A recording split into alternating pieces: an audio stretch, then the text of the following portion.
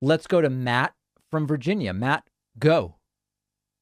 Hey, with your look on, current politics, at least for the Democrats being Yes. on the more negative side, what's your view just more in generally and, broadly speaking, the outlook for the United States and, the next 10 years?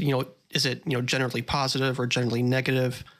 At least because for me personally, I feel that the next 10 years will be generally negative in Yeah. terms of, how the United States operates, even internally and externally speaking. My tendency on these things is to be a natural, cautious optimist. So my default would be to say, no, I do think that by many indicators, we're going to continue to see things improve. But I have to tell you, Roe v. Wade being done away with, if indeed that's what happens, that's a major right-wing victory. And it puts in doubt some of my natural cautious optimism. So I don't know. I'm not feeling as optimistic as I normally would.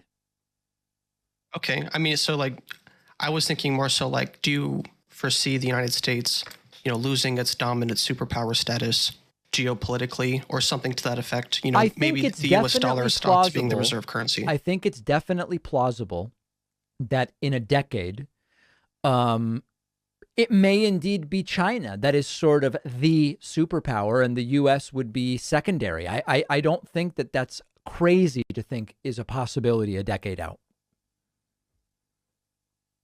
Okay. I mean, would you think that's maybe not so much beneficial for the United States, but for the world at large, maybe?